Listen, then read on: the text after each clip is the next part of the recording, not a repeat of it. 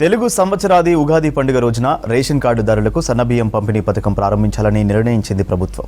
ఇందుకోసం అధికార యంత్రాంగం కసరత్తు చేస్తుంది. నల్గొండ జిల్లాలో రేషన్ కార్డుల సంఖ్యను బట్టి అవసరమయ్యే బియ్యంను సమకూరుస్తున్నారు. అధికారులతో రేషన్ డీలర్లతో సమన్వయం చేసుకుంటూ ఏర్పాట్లు చేస్తున్నారు సివిల్ సప్లై అధికారులు.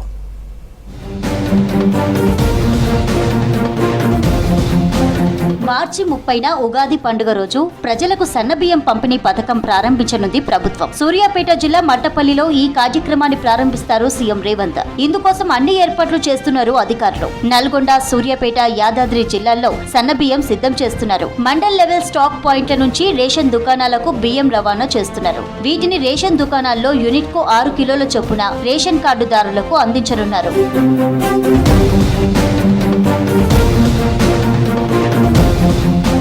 పాత రేషన్ కార్డుదారులతో పాటు కొత్త వారికి కూడా సన్నబియ్యం అందించనుంది సర్కార్. కొత్త కార్డుల లెక్క కోసం ప్రజాపాలన, మీ సేవ కేంద్రాల ద్వారా వచ్చిన రేషన్ కార్డుల దరఖాస్తులను ఫిల్టర్ చేస్తున్నారు అధికారులు. కొత్త, పాత లబ్ధిదారులకు సరిపడా రైస్ ను రేషన్ షాపుల్లో సమకూర్చుతున్నారు. ఉమ్మడి నల్గొండ జిల్లాలో గోదాంల నుంచి 75% రేషన్ దుకాణాలకు తరలించారు. కొత్త కార్డుల లెక్క వచ్చిన తర్వాత మొత్తం యూనిట్ల ఆధారంగా మిగతా 25% బియ్యాన్ని తరలించనున్నారు. మనకి కార్డుదారులందరూ ఈ సన్న బియ్యానికి పొందడానికి అన్ని ఏర్పాటు చేయడం జరిగింది. ఆల్రెడీ ఎంఎల్ఎస్ పాయింట్ నుంచి ఏపీ షాప్కి తరలించడం అనేది జరుగుతుంది. సో ఈ 30th లోపల ఏపీ షాప్ లోపల అన్ని ఏపీ షాప్స్ లోపల అందుబాటులో ఉంచడం జరుగుతుంది.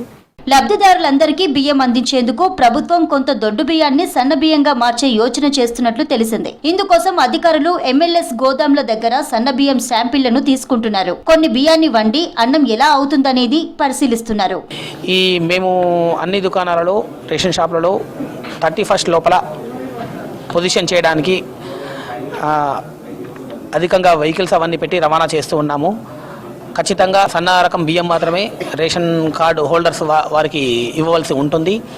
ఈ ప్రస్తుతం ఏదైతే క్లోజింగ్ బ్యాలెన్స్ వాళ్ళ దగ్గర రేషన్ షాపుల్లో ఉందో అది అలాగే ఉంచి గవర్నమెంట్ ఉత్తర్వులు వచ్చాక దాన్ని ఏ విధంగా డిస్పోజ్ చేయాలో ఆ విధంగా గవర్నమెంట్ ఆదేశాల ప్రకారం వాటిని డిస్పోజ్ చేస్తాము. దొడ్డు బియ్యంను సన్న బియ్యంగా మార్చితే అన్నం ముద్దగా అయ్యే అవకాశం ఉంది. అలా జరగకుండా బియ్యం మక్కాలని వానాకాలం సీజన్ లో వచ్చిన బియ్యాన్ని 3 నెలలు గోదాముల్లో నిల్వ చేశారు అధికారులు. మరోవైపు బియ్యం రవాణాకు లారీల కొరత ఏర్పడింది. అయినప్పటికీ సివిల్ సప్లై గోదాములకు బియ్యం సరఫరా ఆలస్యం కాకుండా ప్రత్యేక జాగ్రత్తలు తీసుకుంటున్నారు అధికారులు.